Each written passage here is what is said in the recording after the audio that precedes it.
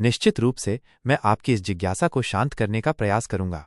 यह एक ऐसा प्रश्न है जिस पर भारत में अक्सर बहस होती रहती है। सैद्धांतिक रूप से प्रवर्तन निदेशालय ईडी और केंद्रीय अन्वेषण ब्यूरो सीबीआई दोनों ही देश की प्रमुख कानून प्रवर्तन एजेंसियां हैं जिन्हें भ्रष्टाचार और आर्थिक अपराधों से लड़ने के लिए स्थापित किया गया है। उनका आदर्श वाक्य और कर्तव्य निष्पक्षता, ईमानदारी और सत्यनिष्ठा के साथ काम करना है।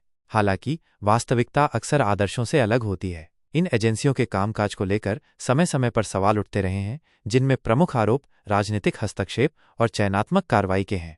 राजनीतिक हस्तक्षेप के आरोप। अक्सर ये आरोप लगाया जाता है कि केंद्र सरकार इन एजेंसियों का इस्तेमाल अपने राजनीतिक विरोधियों को निशाना बनाने या उन्हें परेशान करने के लिए करती है। ऐसे उदाहरण सामने आए हैं जब महत्वपूर्ण राजनीतिक मामलों में जांच की गति या दिशा सरकार के राजनीतिक हितों के अनुरूप बदलती हुई दिखाई दी है। यह भी कहा जाता है कि कुछ मामलों में सबूतों की कमी के बावजूद विपक्षी नेताओं को लंबे समय तक जांच के दायरे में रखा जाता है, जिससे उनकी प्रतिष्ठा धूमिल होती है। इसके विपरीत सत्ताधारी दल से जुड़े लोगों के खिलाफ मामलों में जांच धीमी गति से चलने या ठंडे बस्ते में डाल दिए जाने के आरोप भी लगते हैं। चिंताएं और चुनौतियां।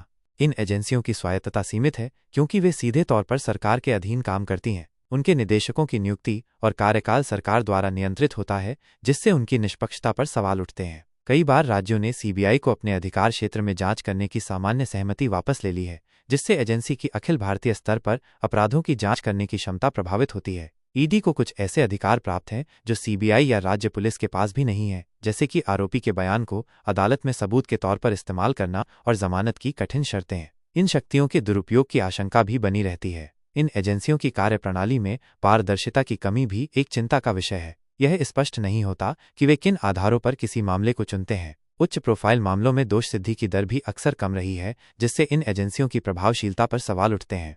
निष्कर्ष।